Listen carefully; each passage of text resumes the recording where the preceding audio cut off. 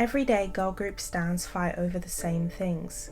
Who's the most famous? Who sold the most albums? Who's more impactful? And who is the top girl group in the K-pop industry? But despite having different chart success and varying levels of popularity, there is one thing that unites every single girl group: an experience of facing misogyny or sexism which can be found throughout the K-pop industry. Feminism is a topic that I've always been passionate about since I was 13 years old and I discovered Marina and the Diamonds. And while being a feminist and a K-pop stan isn't ideal, it's still one of my hobbies to this day regardless. Every now and then in K-pop, it's not unusual to see a girl group or an individual female idol facing double standards, shaming, or just straight up misogyny. In this video, I'm going to be doing a deep dive into how these issues manifest in order, from the training process all the way into the pitfalls that can occur for women who work 7 long years in the K-pop industry. So let's start at the very beginning and work our way up.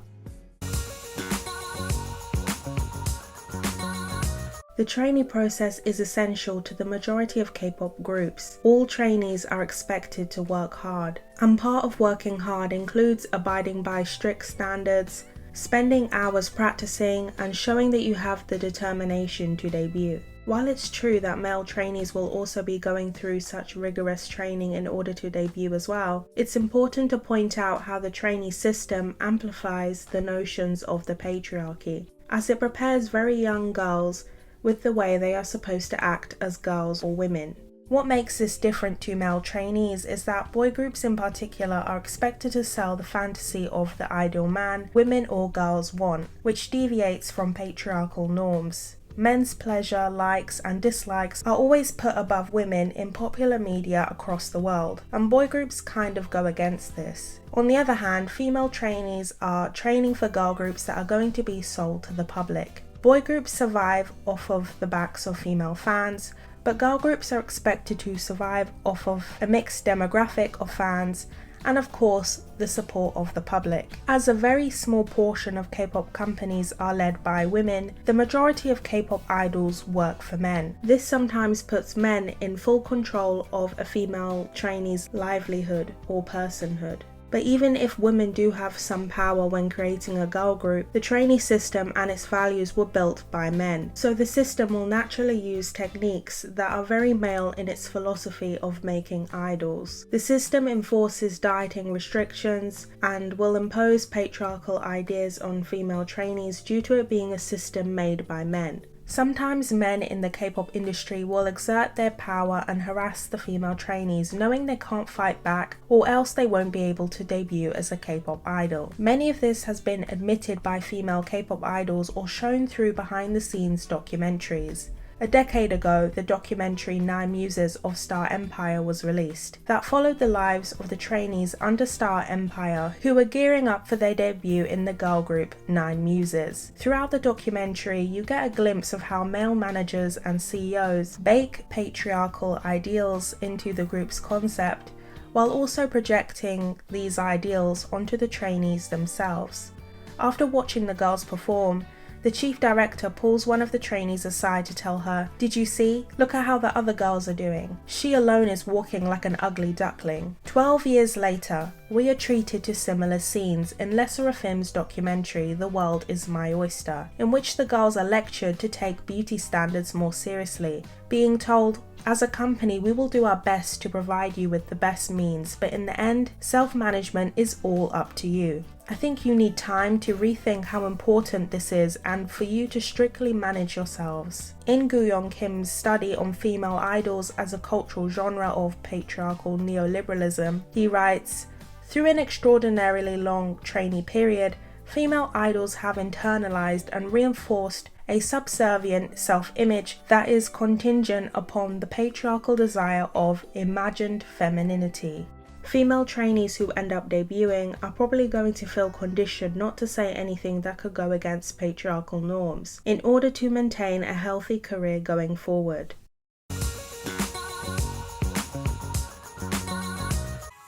This is probably an issue in K-pop that upsets me the most. As I've explained before, girl groups and boy groups are intended for different audiences, and with girl groups having to face the burden of being for the public's enjoyment, there is going to be criticism about what you look like, whether you're pretty enough or skinny enough. Women in general outside of being celebrities are told from a young age these are the things we all need to be worrying about as well. K-pop just takes this to the extreme, where women who are still probably somewhat underweight are bullied online for being fat because their stomach was showing during frantic choreography. Idols like Hwasa from Mamamoo or Wendy from Red Velvet in particular both were up to intense scrutiny about their weight in the earlier days of their career. Hwasa confessed she went through a lot to debut in the first place, as she lost so much weight, and still that wasn't enough for many nasty male commenters. Wendy's controversy about her weight also makes me sad because you could tell she was told to lose weight after Dum Dum era. She revealed she went on extreme diets, and you could tell that she was struggling through it all. A lot of men have no humanity towards these female idols if they aren't following their beauty standard, and enjoy berating women or young girls online. Edward Avila, a YouTuber of 1 million subscribers who regularly talks about K-pop and interviews K-pop idols, had many negative things to say towards Kyla of Pristin, who at the time was only 15 years old, about her body. In the privated video, he goes on to defend those attacking Kyla for her weight, because it's the nature of the K-pop industry and Kyla must conform to the beauty standards. The harassment, bullying and hatred Kyla received, all because she wasn't underweight, says it all. You will never see a male idol literally have their career ruined for being fat shamed. Yet for female idols, this reality is possible, as we've seen it happen to Kyla many years ago. Nothing has changed since 2017, as Jiwoo from the girl group NMIXX, who is only 16, has also been fat shamed for not being skinny enough for K-pop. The insane thing about all of this is that all of these women, Hwasa, Jiwoo, Chaeyeon, Wendy and Kyla, all have normal skinny bodies, but because of how the K-pop industry warps beauty standards and takes them to the extreme, for women in particular, they become the victims of misogyny and dangerous diets. I think all these women are closer to the average woman, but that's the thing. Women in K-pop aren't supposed to be the every woman. You have to be the perfect woman, which is impossible. But K-pop companies are going to try as hard as they can anyways. If you're lucky, there are companies that will put everything they can into their girl groups. But if you're unlucky, the company may be treating your group following a completely different set of rules than how they treat their boy groups. Lesser known girl group Signature debuted in 2020 under C9 Entertainment subsidiary J9, and their career has been shaky ever since due to the hesitation from the company. I was inspired to talk about Signature in this video when I came across this thread by Kurabot on Twitter, in which they compiled a lot of this information. Basically, the company ignores Signature in favour of pushing their boy groups. They don't have established merch, they don't get to attend the same concerts with the rest of their label mates, they have sparse content which is usually underdeveloped compared to the boy groups. There is no app where Signature can communicate with fans, meanwhile both boy groups are available on Universe. The most damning piece of evidence to me is the fact they don't even show Signature on their company building, almost as if they don't want anyone to know Signature is part of their company. I'm sure you're thinking, Felt, listen, that's literally because they are a small girl group and they didn't blow up. The company would have treated them fairly if they were a big girl group who were making a lot of money. Well, I guess you're going to have to explain to me YG Entertainment's sexism towards platinum selling and 59-time music show award-winning girl group Blackpink. For years, Blackpink have had to watch their male peers release boatloads of music while they are permitted to release nothing. Blackpink is literally one of the main reasons YG Entertainment is still relevant today, and yet they are still held back from reaching their full potential. I know a lot of people think Blackpink barely release music because they don't have producers or songwriters in their lineup, while the other boy groups under their label do, which I still think is pretty misogynistic because it brings up an interesting topic.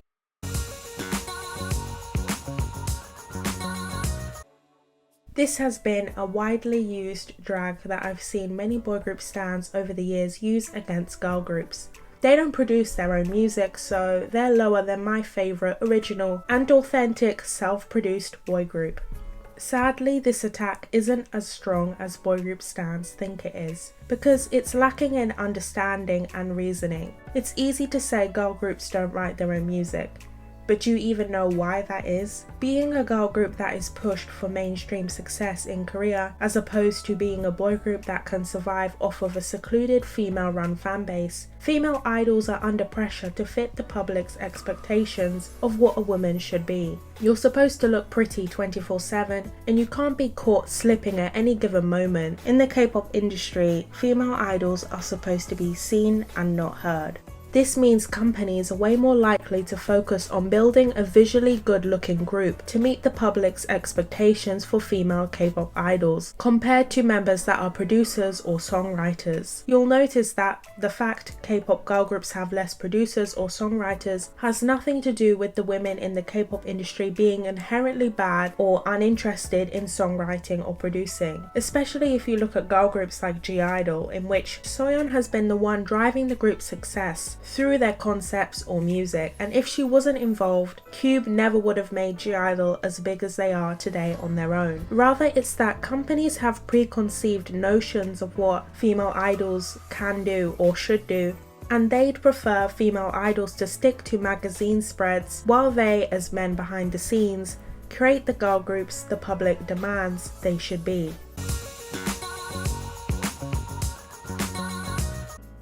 This is going to be a short section, but I just quickly wanted to talk about girl group choreography and how it's usually looked down upon compared to boy group choreography. Many believe that girl group choreo is easier and simple, and boy group choreo is hard and complex. See, I'm no dancer or choreographer, but I don't necessarily believe this is true. Like, literally nobody, not even the most talented trained male idol, can do that wannabe shoulder shimmy. Speaking of ITZY, in their video Letters to Midzy, Ryujin speaks up about this as one of the difficulties the group had to hurdle. When the audience watches the performance that we prepared hard for, people compliment us saying, "It looks too cool to be a girl group's." It feels like they're implying we're a little bit better than they expected. I want to be complimented without our performances being relative to anything else. Overall, you'll find that male idols will be under less scrutiny for scandals than female idols will ever be. Again, as boy groups cater to their individualized female fan base, many don't keep up with their controversies or know what's going on with them. But because female idols are consumed on a wider basis, in which girl groups are well known in the public eye and have so many casual listeners or former bandwagon stans, it's extremely easy to hear about their mishaps and attack them mercilessly for it. What results is a disproportionate reaction to female idols who cross the line and have the whole entire K-pop community coming at them and their fan base, while male idols usually have their controversies discussed mostly within their own fan base, which will cause less fallout and less attention. You'll notice that Soojin of G-Idol was kicked out from her group due to her bullying scandal, while Hyunjin from Stray Kids was not. This is because G-Idol's image to the Korean public matters, while Stray Kids have relied on their fanbase heavily. Who can forgive?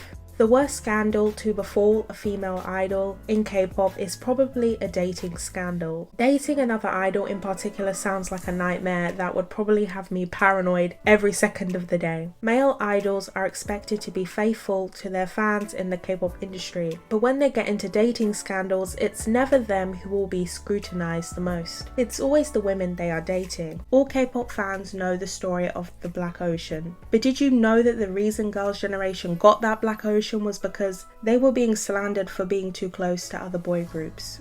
The most recent example of this was the speculation that Jennie of Blackpink is dating Taeyong from BTS. Many slut-shamed Jennie and called her ran-through for her previously reported dating history. The most saddening part of it all is that you know it was other women who have internalized misogyny because they are jealous Taeyong is dating Jennie and not them. Michael Hurt, a sociologist at the University of Seoul, states, "If you're a woman, your career can always end in an instant.